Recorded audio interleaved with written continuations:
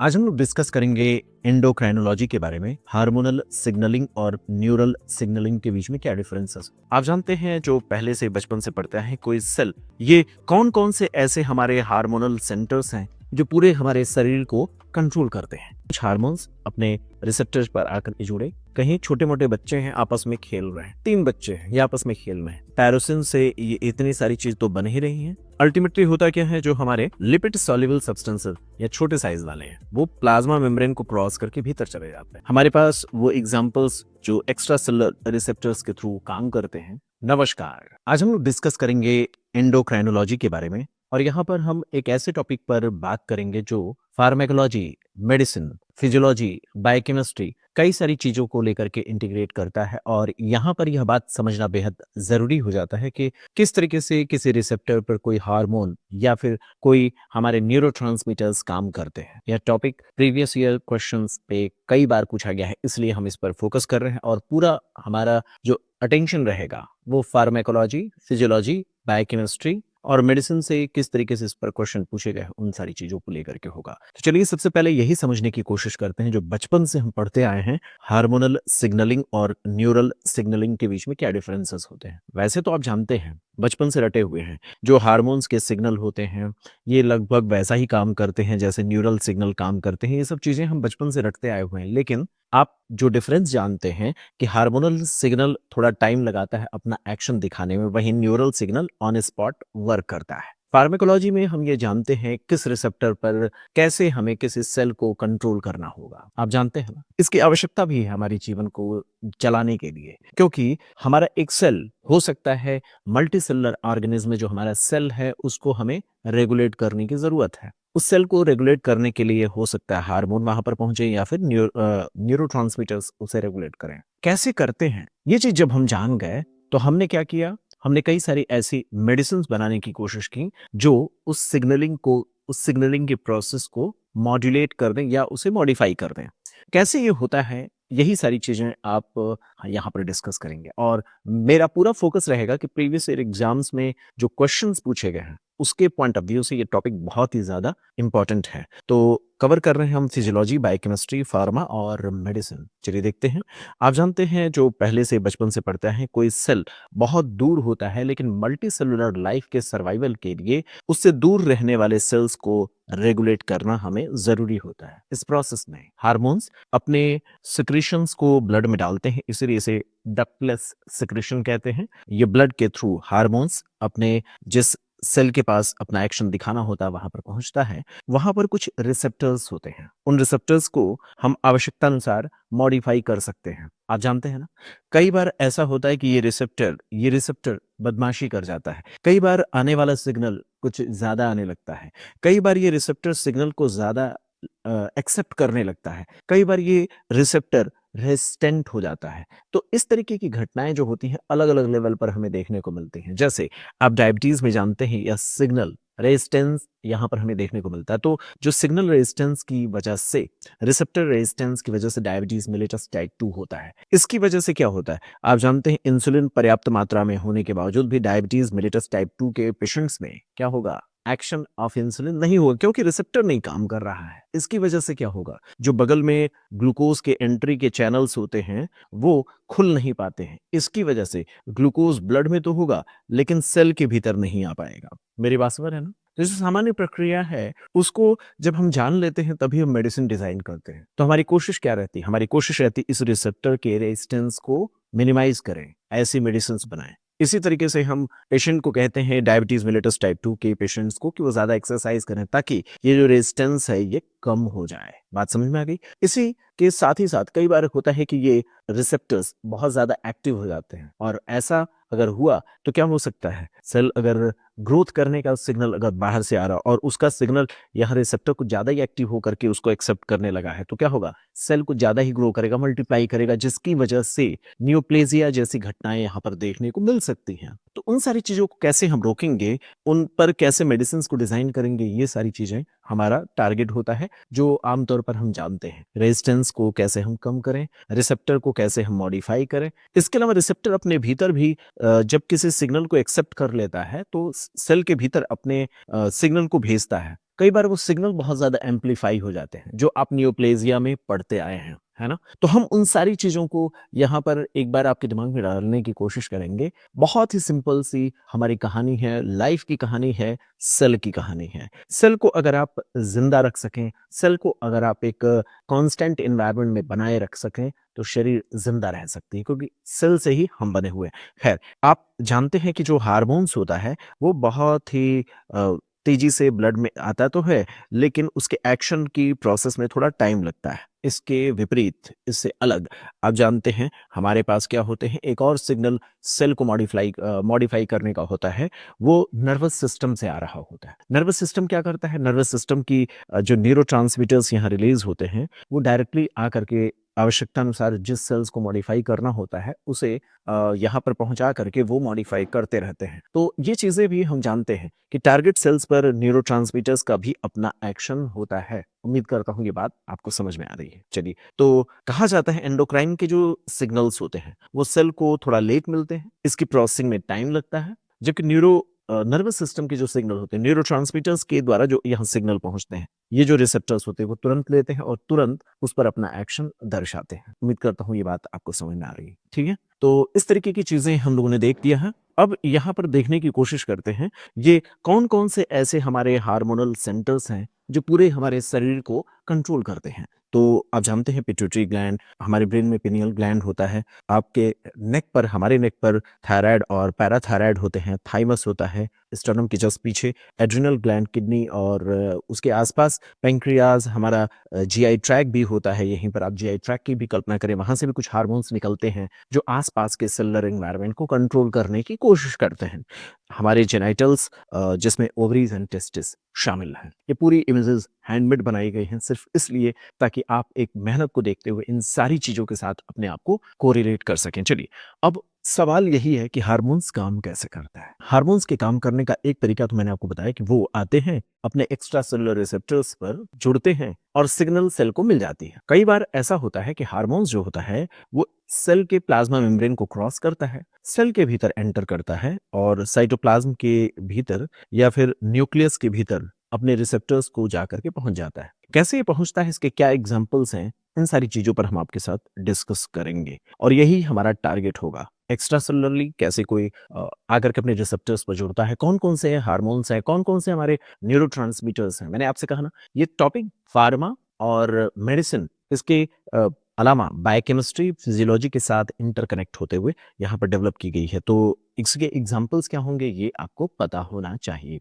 अब हार्मोन्स कैसे होते हैं, किस चीज से बनते हैं? हार्मोन्स अमीनो एसिड डेराइव्ड हो सकते हैं, जैसे टायरोसिन से बने हुए हो सकते हैं, टायरोसिन से बने हुए हो सकते हैं, ट्रिप्टोफैन से बने हुए हो सकते हैं। आमतौर पर एरोमेटिक जो अमीनो एसिड्स होते हैं, कौन से अमीनो एसिड्स? बायोकेमिस्ट्री में आपने पढ़ रखा है ना, मैंने आपसे कहा था कि ये टॉपिक ऐसा है जिसका इंटरकनेक्शन बहुत सारे जगहों से होता है। तो जो एरोमेटिक अमीनो एसिड्स में आपने पढ़ रखा था फिनाइल एलेनिन, टायरोसिन, ट्रिप्टोफैन, वो सारे का नाम एक बार आपको यहाँ पर रिकॉल करने को मिलेगा। यहाँ पर जो पेप्टाइड या प्रोटीन के नेचर वाले भी हार्मोन्स देखे जा सकते हैं, यानी अमीनो एसिड्स या उससे बड़ी चेन हो या प्रॉपर प्रोटीन हो सकते हैं जो हार्मोन्स हैं। कुछ हार्मोन्स स्टेरॉयड नेचर के भी होते हैं, स्टेरॉयडल नेचर के भी होते हैं। तो हार्मोन्स ऐसे होते हैं। वो कौन से हार्मोन्स हैं जो सेल के बाहर जो रिसेप्टर्स हैं वहां पर जाकर के अपना काम दर्शाते हैं और उसके बाद सेकेंड मैसेज अंदर जनरेट कर दिया जाता है, सेकेंडरी मैसेंजर अंदर सेल के भीतर जनरेट कर दिया जाता है। ये अब हम समझने की कोशिश करेंगे। तो आपको पता होना चाहिए, जो प्रोटीन या पेप्टाइड वाले होते हैं बड़े साइज के होते हैं, ये सेल के सरफेस पर ही जाकर के अपना सिग्नल देते हैं। इसी तरीके से अमीनो एसिड्स के कुछ डिराइव्स सेल के सरफेस पर ही अपना सिग्नल देते हैं। कुछ ऐसे होते हैं जो साइटोप्लाज्म के भीतर एंटर कर जाते हैं, यानी प्लाज्मा मेम्ब्रेन को क्रॉस करके चले जाते हैं। स्टेरॉयड वाला तो पूरी तरीके से प्लाज्मा मेम्ब्रेन को क्रॉस करके सेल के भीतर के एनवायरनमेंट में अपना सिग्नल पहुंचाता है। कैसे पहुंचाएगा, ये चीजें अभी हम डिस्कस करेंगे। अभी तक जो मैंने आपको बताया एक्स्ट्रा सेलुलर, हम उसी को लेकर के आगे बढ़ते हैं और जब न्यूक्लियर या साइटोप्लाज्मिक रिसेप्टर्स की बात आएगी, प्लाज्मा मेम्ब्रेन को क्रॉस करने की बात आएगी, तो हम बात वहां पर भी आपको समझाएंगे। मैंने अभी आपसे कहा था कुछ हार्मोन्स हैं, कुछ क्या अधिकतर जो हार्मोन्स हैं, इसीलिए हम एक्सक्लूजन का प्रिंसिपल यहाँ पर लागू करेंगे। अधिकतर हार्मोन्स कैसे होते हैं? वो वाटर सॉल्युबल होते हैं, बिग साइज के होते हैं, वो अपने मेम्ब्रेन बाउंड रिसेप्टर्स पर जुड़ते हैं। आप यहाँ पर देख सकते हैं कुछ हार्मोन्स अपने रिसेप्टर्स पर आकर के जुड़े, इसकी वजह से सेल के भीतर कुछ प्रोटीन के कॉम्प्लेक्स होते हैं, वो एक्टिव होते हैं। हालांकि आपको पता होना चाहिए कैसे काम चल रहा है। काम सेल के भीतर के एनवायरनमेंट में होना है, लेकिन उसका सिग्नल कैसे आता है, उसकी प्रोसेसिंग कैसे होती है और सेल कैसे उसका रिस्पॉन्स करता है, ये बड़ी इंटरेस्टिंग चीज है। देखिए यहाँ पर कोई हार्मोन आया, अपने रिसेप्टर से जुड़ा, रिसेप्टर पर आकर के जुड़ गया। इसके बाद क्या होता है, इसके बगल में कुछ कॉम्प्लेक्सेस होता है। फिर मैं सारी चीजों का डिटेल एक बार आपको बताऊंगा। ये क्या करता है, ये सिग्नल दूसरे को पहुंचता है।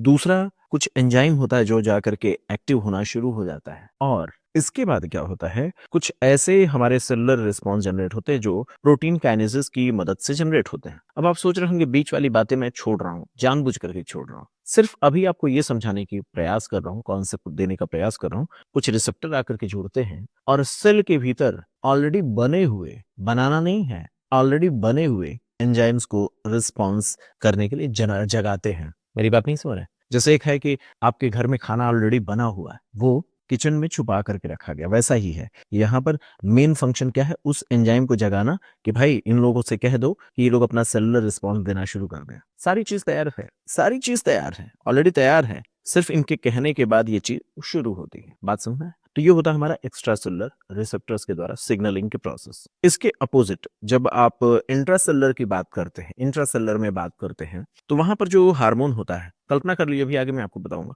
इंट्रासेलुलर वाले पूरी तरह अंदर घुसते हैं, पूरी तरीके से न्यूक्लियस में जाते हैं। जैसे ये बात कुछ वैसे ही है जैसे आपके घर में कोई आया हो मेहमान और खाने की तैयारी पूरी तरीके से नए सिरे से हो। जब ये सिग्नल आता है तब जाकर के न्यूक्लियस में उस सिग्नल पहुंचता है, फिर न्यूक्लियस उस प्रोटीन प्रोटीन मतलब एंजाइम को बनाने की शुरुआत करता है। तो ये कौन होता है, जो साइटोप्लाज्म या न्यूक्लियस के भीतर घुस करके जो काम करने वाले हार्मोन्स हैं, वो जो जीन्स को एक्टिव करते हैं और उसके बाद रिस्पॉन्स शुरू होता है। साइटोप्लाज्म वाले तो वैसे हो गए, सेल के सरफेस वाला जो होता है वो ऑलरेडी इनएक्टिव एंजाइम को एक्टिव करता है, यानी वो ऑलरेडी एंजाइम बने हुए हैं, रॉ मटेरियल तैयार है, बस उसको जगाना होता है ना। प्रीमेड फूड है, बस उसको गर्म करना होता है। तो ये काम यहाँ पर होता है। ठीक बात समझ रहे ना? आजकल शहरों में बहुत सारा प्रीमेड फूड मिलता है। तो ऐसा कौन है जो हमारे सेल के एक्स्ट्रा सेलुलर रिसेप्टर पर जा करके अपना सिग्नल देता है, और वो कौन कौन से ऐसे रिसेप्टर्स हैं? तो यहाँ पर दो सवाल है कि यहाँ पर आया कौन सा हार्मोन या कौन सा न्यूरोट्रांसमीटर जो यहाँ पर आकर के काम करता है। दो एग्जाम्पल मैंने अभी आपको दिया, ग्लूकागॉन और प्रोलैक्टिन। अब आपके दिमाग में होगा और एग्जाम्पल दीजिए, अभी मैं एग्जाम्पल भी दूंगा और आपको ये समझाने की कोशिश करूंगा कैसे इसे याद रखा जा सकता है।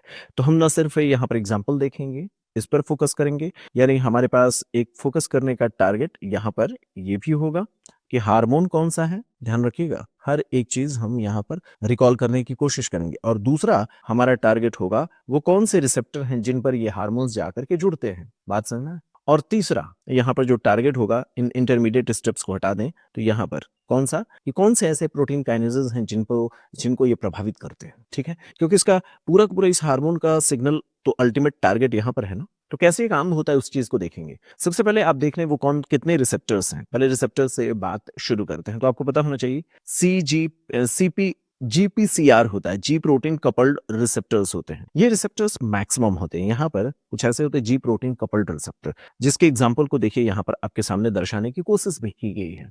यहाँ पर जो हमने कोशिश किया है वो यही किया है कि जी प्रोटीन कपल्ड रिसेप्टर्स यहाँ पर आपको दर्शाने की कोशिश की गई है। अब यहाँ पर देखिए दूसरा टायरोसिन काइनेज रिसेप्टर, ये इंसुलिन वाले जो फंक्शंस होते हैं, इंसुलिन का जो काम होता है वो टायरोसिन काइनेज रिसेप्टर पर जाकर के जुड़ करके होता है। इसके बाद जैक स्टैट होते हैं, ये कुछ ग्रोथ से रिलेटेड होते हैं।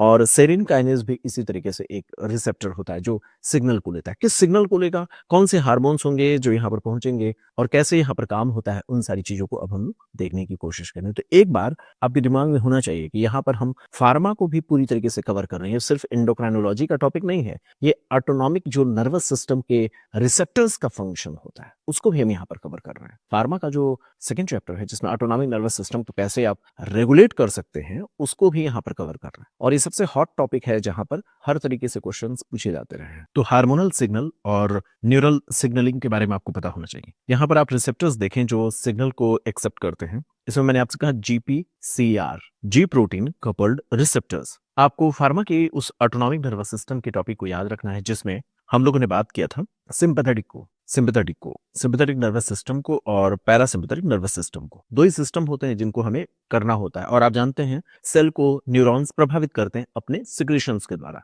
जैसे यहाँ पर क्या होगा, इपिनेफ्रिन आ जाएगा, और यहाँ पर क्या एसिटाइलकोलिन आ जाएगा। उसके रिसेप्टर्स कौन कौन से होंगे? रिसेप्टर होगा alpha 1, alpha 2, beta 1, beta 2 sympathetic में। ये चीज आपको पता होना चाहिए। जो रिसेप्टर मैंने आपको बताया ना, ये रिसेप्टर कौन से हो सकते हैं? That can be alpha 1, alpha 2, beta 1, beta 2, ये हो गया सिंपैथेटिक। पैरासिम्पैथेटिक के अगर रिसेप्टर्स होंगे तो that can be M1, M2 या M3, इस तरीके से होता है। तो अब आपको कैसे याद रखना है और ये करता क्या है? तो कई बार ऐसा होता है, आप यहाँ पर देखिए अल्फा 1, अल्फा 2, बीटा 1, बीटा 2, याद रहेगा। फिर इसी तरीके से M1 रिसेप्टर, M2 रिसेप्टर और M3 रिसेप्टर्स होते हैं। ये अपने भीतर सबसे पहला चेंजेस क्या कराते हैं, ये बड़ा महत्वपूर्ण चीज है। जैसे इस इमेज में एक चीज खो न जाए, उस चीज को मैं आपको बताना चाहता हूँ। यहाँ पर जब कभी भी ये जो हार्मोन्स हैं, अभी तो मैंने आपको बताया ग्लूकागॉन और प्रोलैक्टिन का, इसी तरीके से तो वो हमारे न्यूरोट्रांसमीटर्स भी आएंगे। That can be epinephrine, that can be acetylcholine. वो जब वहां पर पहुंचते हैं, ये यहाँ पर पहुंचते हैं, जुड़ते हैं,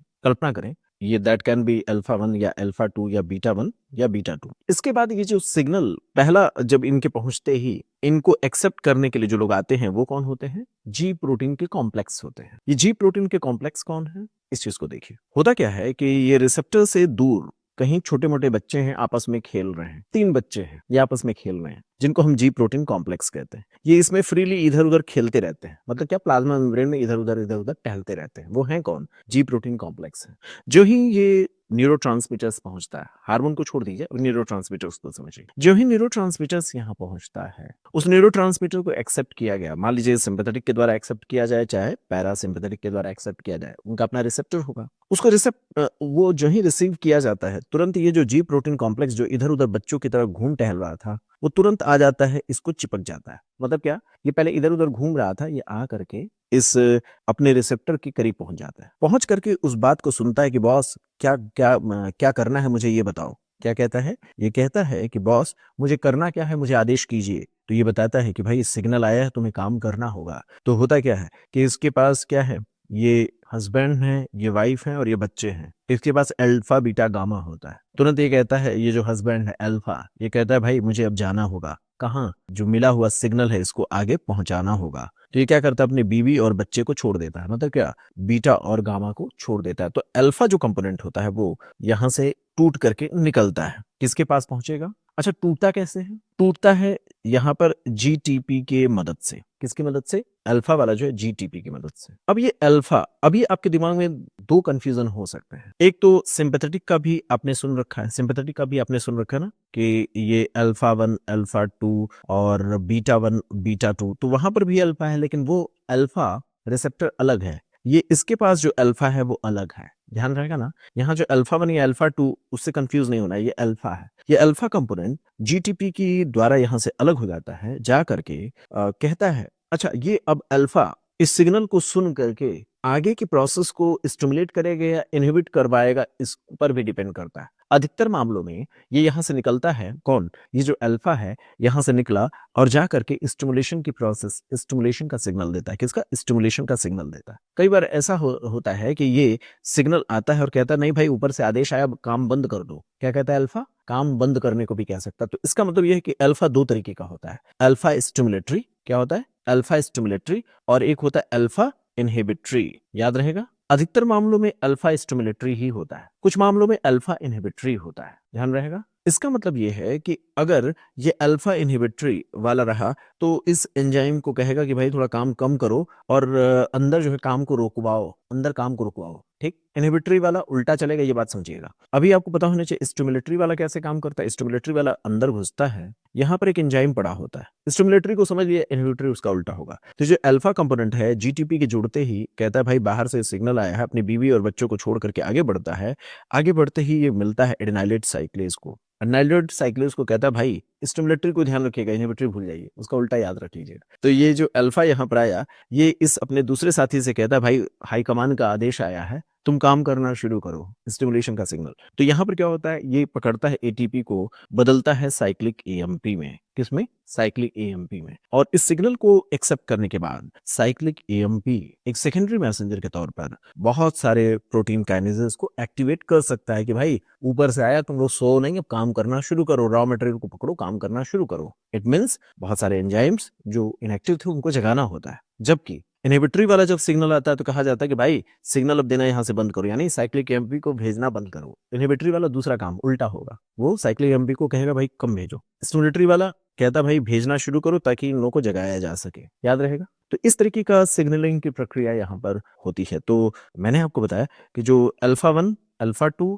बीटा 1, बीटा 2 अधिकतर मामलों में क्या होता है, स्टिमुलेशन ही होता है। तो आप याद रखेंगे ये जो जी प्रोटीन के साथ जो अल्फा है उसको स्टिमुलेट करने की बात, बीटा 1 और बीटा 2 रिसेप्टर पर जब हार्मोन्स आते हैं ना, सिंपैथेटिक न्यूरोट्रांसमीटर्स जब आते हैं ना, तो वो उस स्टिमुलेशन के लिए कहते हैं अल्फा एस। इसलिए जी अल्फा एस, जी अल्फा एस यहाँ याद रखेंगे। फिर जो अल्फा 2 होता है, अल्फा 2 रिसेप्टर पर अगर आया तो वो जो अल्फा 2 जो रिसेप्टर है उस पर, उसके द्वारा जो अल्फा अंदर जाएगा सिग्नल लेकर के, वो अल्फा इनहिबिशन की बात कराएगा, कहेगा भाई एडेनाइलेट साइक्लेस काम थोड़ा रोक दो। इसी तरीके से एक और काम होता है अल्फा 1 के थ्रू। अल्फा 1 के थ्रू जो यहाँ पर होता है वो यहाँ पर क्यू रिसेप्टर के मीन्स क्यू जो वहां पर जो रिसेप्टर पर जो ही आकर के जुड़ा अल्फा 1 पर, तो उसके बाद यहाँ पर जो कंपोनेंट सिग्नल को ले जाएगा वो क्यू की मदद से लेकर के जाएगा। ये कैसे लेकर के जाएगा अभी मैं आपको बताने की कोशिश करूंगा। यहाँ पर क्या होता है, आगे अल्फा क्यू होता है जो कैल्शियम के चैनल्स को ओपन कराएगा। ये जो कराते हैं कैल्शियम के चैनल को ओपन करा करके काम करते हैं। कैसे काम करेंगे ये आपके दिमाग में सवाल होगा, थोड़ा पेशेंस रखिए, कई सारी चीजों को एक साथ नुकसान ना हो जाए याद करने में, तो वो चीज ध्यान रखना है। तो चलिए अभी सिर्फ इतना याद रखना, अल्फा 1, अल्फा 2, बीटा 1, बीटा 2, और उसके बाद याद करिए किस। इसको कैसे याद रखेंगे, किस के नाम से याद रखेंगे। फिर किस को डिकोड करना भी आना चाहिए, क्योंकि एग्जाम में अगर आपको कॉन्सेप्ट क्लियर नहीं है तो ये किस का कॉन्सेप्ट किस मिस हो जाएगा, है ना, किसी काम का नहीं होगा। तो इसलिए किस जो है फंक्शनल काम करे सही से, है ना, किसी काम लायक हो, तो इसलिए हमें इस किस को डिकोड करना आना चाहिए। खैर, इसके बाद मैंने आपसे कहा कि किस की बात आपने किया, लेकिन जो है आपने किस की बात किया तुरंत आप किक हो गए, आपको लात खुद से पड़े। तो यहाँ पर क्या होता है, M1, M2, M3 ये अपने रिसेप्टर्स पर अल्फा क्यू, है ना, ये जी प्रोटीन के साथ जो जुड़ा हुआ कॉम्प्लेक्स है वो अल्फा आई, ये भी इनहिबिटरी होता है। फिर क्या होता है, ये अल्फा क्यू के द्वारा कैल्शियम आयन चैनल्स को एक्टिवेट करने की बात होती है। कॉम्प्लेक्स चीजें हैं लेकिन घबराना नहीं है, पूरी तरीके से याद हो जाएगा, मेरा पूरा जिम्मेदारी के साथ ये बात मैं आपसे कह रहा हूँ। तो यहाँ पर आपको पता होना चाहिए ये सिंपैथेटिक के जो रिसेप्टर्स हैं ये कैसे काम करते हैं, किस तरीके से अपने सिग्नल को आगे भेजने का काम करते हैं, कैसे वो एक्टिवेट करते हैं, कैसे वो इनहिबिट करते हैं, उनके बारे में मैंने आपको दिखाने की कोशिश की।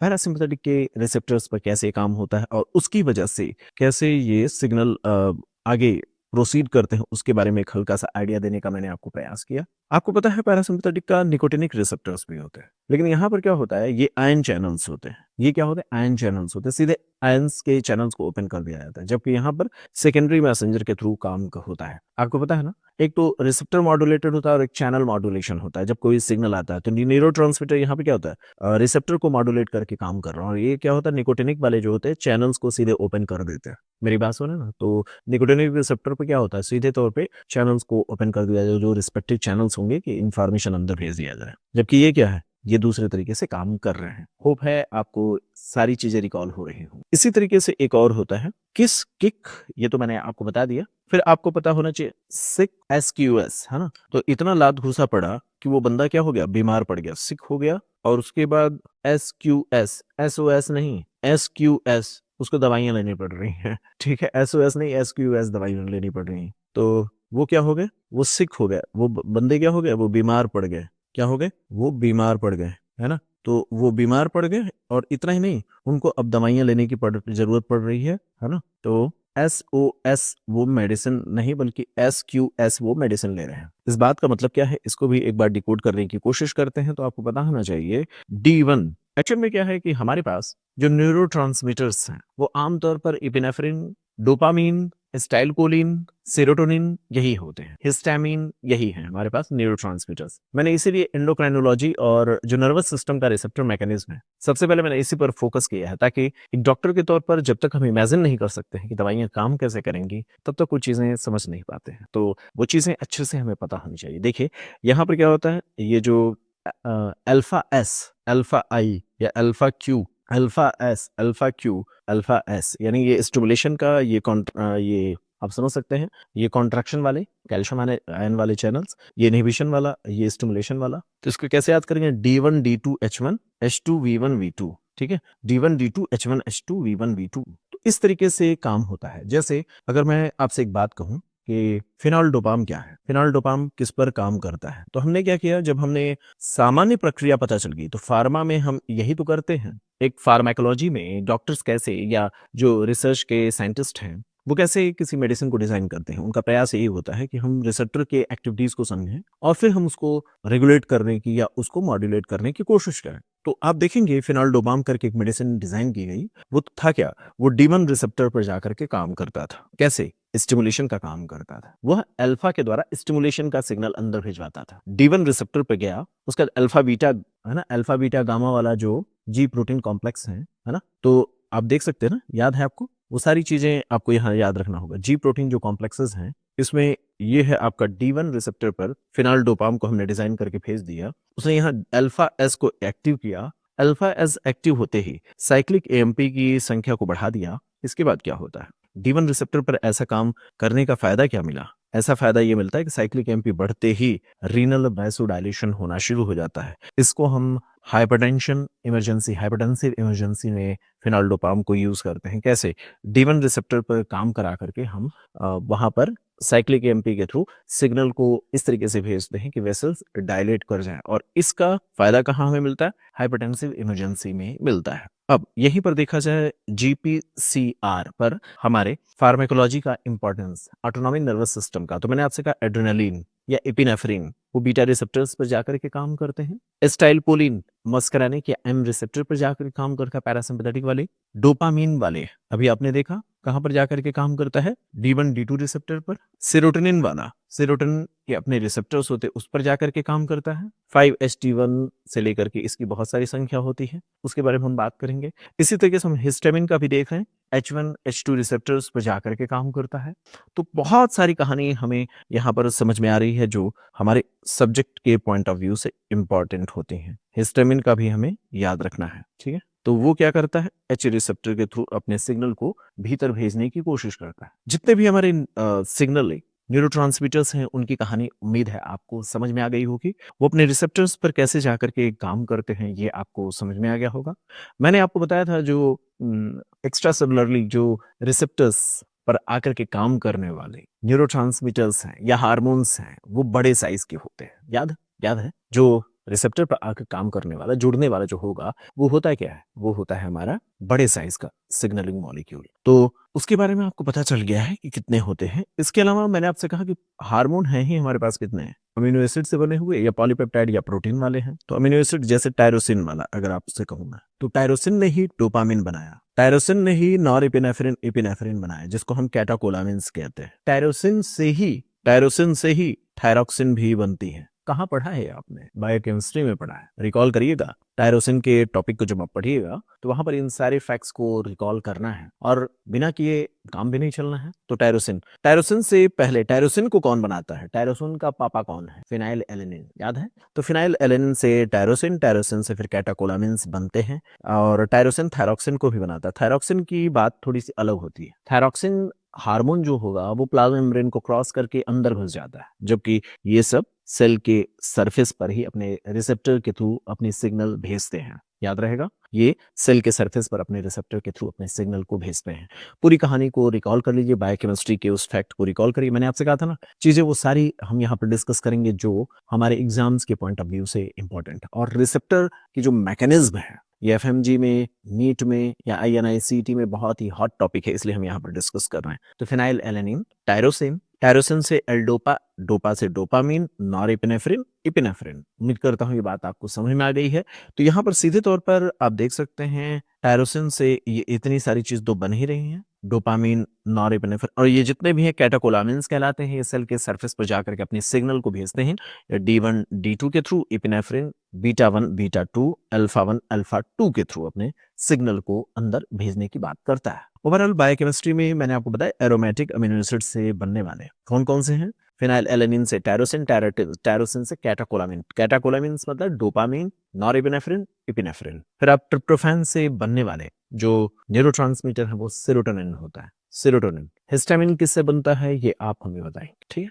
तो यहाँ पर सेरोटोनिन की बात आपने ट्रिप्टोफैन के थ्रू देखा। अब आपको पता होना चाहिए कि जो अभी तक की सिग्नलिंग हमने देखा वो जी प्रोटीन कपल्ड रिसेप्टर GPCR के थ्रू देखा। और भी कुछ चीजें हैं जैसे टायरोसिन काइनेज रिसेप्टर के थ्रू भी ये बात हो सकती है, या बात जैक स्टैट रिसेप्टर के थ्रू या सेरिन काइनेज के थ्रू भी कुछ अपने सिग्नल को अंदर भेजते हैं। यानी सेल के सरफेस पर टोटल 4 तरीके के रिसेप्टर्स हैं। एक GPCR जिस पर अभी हम बात कर रहे हैं, आगे हम बात करेंगे टायरोसिन काइनेज भी सेल के सरफेस पर होता है, जहां पर हम इंसुलिन हार्मोन के एक्शन की बात करेंगे जो सेकंड नंबर पर है। थर्ड नंबर पर जैक स्टैट, ये टायरोसिन काइनेज से ही मिलता जुलता है, सेरिन काइनेज भी उसी से मिलता जुलता है, इसीलिए ये एक तो कम है, दूसरी बात इनका एक्शन लगभग मिलता जुलता है। ये चीज अपने दिमाग में रखिएगा, इसके बारे में हम आगे आपके साथ डिस्कस करेंगे। तो अब तक हमने बात जो किया वो एक्स्ट्रा सेलुलर रिसेप्टर्स पर हार्मोन्स कैसे काम करते हैं उनकी बात हुई। फिर हमने बात किया जो इंट्रासेलुलर रिसेप्टर्स पर जाकर के अपना काम करते हैं। अब एक्स्ट्रा सेलुलर रिसेप्टर्स पर जो काम करते हैं उनकी सिग्नलिंग पाथवे आपको अच्छे से मैंने बताया,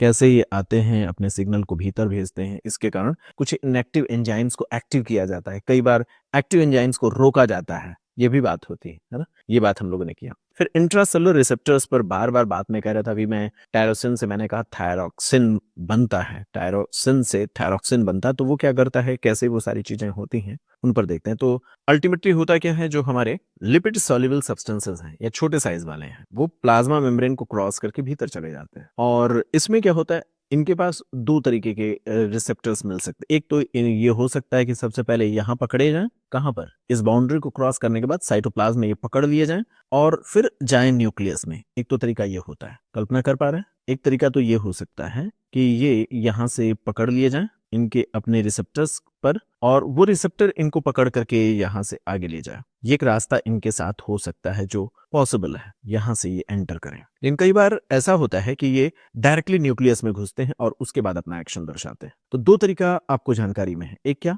कि ये सीधे अंदर गए, अंदर जाते ही साइटोप्लाज्म में रिसेप्टर के द्वारा कॉम्प्लेक्स बनाए और उसके बाद ये अंदर घुस गए। एक तरीका ये है कि ये सीधे तरीके से अंदर जाके न्यूक्लियस के भीतर अपने कॉम्प्लेक्स के साथ, न्यूक्लियर रिसेप्टर के साथ जुड़ करके अपना एक्शन दर्शाएंगे। अब न्यूक्लियस के भीतर कौन घुसेगा, तो उसके लिए याद रखिएगा अदिति। कौन भाई, अदिति के घर में उसका प्रेमी घुस गया। न्यूक्लियस के भीतर डायरेक्ट कौन घुस जाता है भाई, तो वो होता है अदिति। तो ये है कौन, vitamin A, vitamin D, T मतलब थायरोक्सिन, थायरोक्सिन। तो अदिति ये कहां पर, ये न्यूक्लियस के भीतर डायरेक्ट घुस करके काम करते हैं। जबकि यहाँ पर जो बाकी सारे स्टेरॉयडल हार्मोन्स होते हैं वो सबसे पहले साइटोप्लाज्मिक रिसेप्टर से जुड़ते हैं, ठीक है। तो ये चीज आपको याद रखिएगा। अब हमारे पास वो एग्जांपल्स जो एक्स्ट्रा सेलुलर रिसेप्टर्स के थ्रू काम करते हैं, मतलब ये कि वो कितने हार्मोन्स हो सकते हैं जो एक्स्ट्रा सेलुलर रिसेप्टर के थ्रू काम करते हैं, इस बात को जानना जरूरी है, जो हम अगले लेक्चर में आपके साथ डिस्कस करेंगे।